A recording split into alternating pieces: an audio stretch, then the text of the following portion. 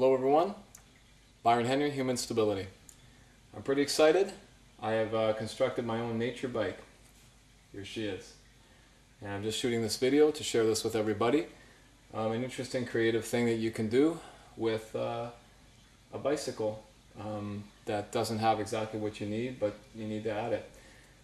What I got, I actually got it for free. It was some guy, I guess, who has quite a bit of money, and he didn't, he busted a couple of things on the bike, but it still works really well, and he threw it in the garbage. And so I got my hands on a decent downhill racing bike. As you can see, it's got you know, the frame and or sort of the shocks on the frame and the front shocks and stuff like that. It's basically one of those bikes that the downhill racers use, you know, pretty much. And it works great for the nature runs that I got to do for getting out and off-road and going where I got to go. It's a rugged bike, it's a decent bike. But the thing about it was that I didn't have a box. It didn't have a crate on the back for me to carry my water, my supplies and stuff like that.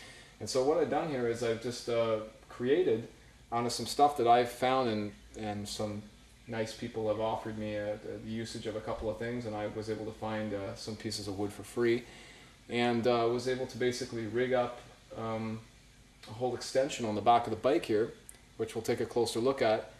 And it allows me to have water on hand, a gallon of water on hand, plus lots of space in the back. So it's working pretty good. So we'll take a closer look, and I'll show you the details. It's really cool. It worked out so mathematically well, so very careful mathematics, but you know, with the higher mind, with nature, with you know, with spirit, you're able to do your math really well. So I just happened to have exactly what I needed, and the mathematics worked out perfectly. So I'll show you exactly how I got it strong, just strong enough. I've actually just did a test on it a few minutes ago. I was outside and I tested the amount of weight it can carry. It's very solid. It can carry a lot of weight. So yeah, I'll stop rambling on and we'll go take a look right into the details, and so you can see if you have a bike like this with a suspension, which otherwise would not have a box, how you can actually attach your box. Let's go check it out. So we'll start here by looking at the construction up close, and you'll see what I've done is I've got these two pieces of wood, as I said, that go right to the back. This is my main frame, like the skeleton of it. And these two pieces of wood, they are sitting on both sides equally. I was so lucky to find them so spiritually you know, connected to the right opportunity, because I just found them for free on the side of the road, like I had said, and they already had pre-existing holes that were already drilled in them with screws. Now that worked out fantastically, because when you look at the back end here, you'll see these two screws that I have fused into the back of the box with the washers. These actual screws were pre-existent. Here you'll see at the front, I've wrapped regular cord of regular 120 volt electrical cord, you know, from a toaster oven or something, whatever. I wrapped that like several times, 5 times around, and then I fused it with crazy glue. So that's solid in there. I fused in two screws through the wood, holding on the other side inside this frame solid, so that these screws are sitting inside there, so that, you know, any amount of possible weight going back or going up or down, it's impossible for it to shift. Plus that's holding it in. So that's holding from both sides. You have 2 screws coming in from both sides holding it. Okay, that fuses into the frame. You could attach it, depending on your bike, you could attach it to anything up around the spring area like that. You see? And then it just carries all the way down. Halfway down it here, you'll see I've actually taken a piece of regular copper wire, 120 volt copper wire, attached that over and up to the seat pole and down. And there's another wire that I also attached for extra strength, and that's the same cord as here, 120 volt cord. And I put it there, so that it's going to, you know, carry considerable weight load, and it can hold the weight going down. You'll see here my trusty little water bottle installation that I did. And this water bottle is a gallon bottle, standard gallon bottle, and it's easy. You might say, well, how is he going to get the water out of that? Well, it's easy. You know, you just have to open the lid and then you have to tip your bicycle over to pour the water out, but it stays solid in there, so you can carry up to a gallon of water behind your seat. Well, because, you know, to be honest, in my position, for a guy like me, you know, I require quite a bit more water where I'm going than a standard bottle of water, because, you know, I know that, you know, on a regular bicycle you'd have a standard bottle of water, but, you know, I'm not doing the racing bike thing. I'm kind of going off into nature for like a, you know, a day and coming back. So this is why I have to have a gallon of water. So that's why I did have to do that, because unfortunately on bicycles, not that I've seen, most bicycles don't, you know, come prepared with a gallon bottle attached to the bicycle. So if you've ever heard of a bicycle that comes prepared with a gallon bottle attached to the bike, you let me know, but I've never seen that. So that's why I had to install that. Pretty cool then. All right.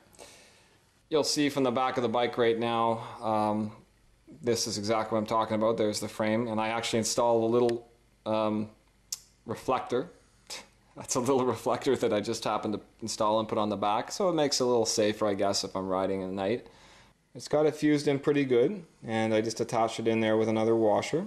I decided to add this little strap onto here just for fun. This is a little Velcro strap, so it just can flip over there, and you can just have that hold your items inside. A little holding thing like that, which is pretty cool too. So yeah, it's very solid, and you know, the box is solid. It's as solid as any other box on a bicycle would ever be. The mathematics turned out to just be perfect on the amount of distance here with the wheel. This was a little bit of a tricky point because, you know, the distance between there and there, there's some flux. Because this bicycle is a racing bicycle, it has the suspension, and therefore you need some distance. As you're riding and the weight's on the back, considerable weight, it gets pretty high, but it doesn't quite touch. I found that if you have about 15 pounds less, I figured out just about enough weight that I can put in. If it's 15 pounds less, you're okay. 15 pounds more, it's touching. So really the math worked out really good on everything in general. And so there you go. That's it. I hope everybody's enjoyed this video on how to create your own mountain bike, downhill racing bike with a box and a gallon of water on it. And look forward to further videos from Human Stability. I'm going on a trip soon, and I'm going to be taking some amazing shots of some beautiful foliage and you know, beach area. That's supposed to be in an island and stuff. It's this really cool area near, not too far from where I live, and I'm hoping out there to actually build myself my own home, my own nature home, like I had done a couple of years ago, but a lot better and a lot more expansive. So look forward to some more videos, but enjoy this one, and well, I hope you enjoyed it anyway. And if you are a biker and you want to go into nature and you just happen to have a bike like this, there you go, that's what you can do. Or, you know, you can be creative, even if your bike does have a rack on the back, and you know, you want to add some more features to your bike, make it furtherly you know, compliant with what you need to do, well then, you know, you can do that. It goes to show that, you know, from odds and ends, you can really put things together. I even use some duct tape. You know, if you've ever seen that called the Red Green Show, you know, with this guy who it's a comedy show, Red Green, and he puts duct tape on everything and says you got to use duct tape to fix you know, to fix everything, and to use duct tape for everything. Well, duct tape works well too. That's actually what I use a lot, is duct tape too. So, you know, just use these items: cords, electrical cord, duct tape, string, you know, things like that, and you just put it all together and you come up with something creative. It's interesting. Anyway, take care everybody. Next time.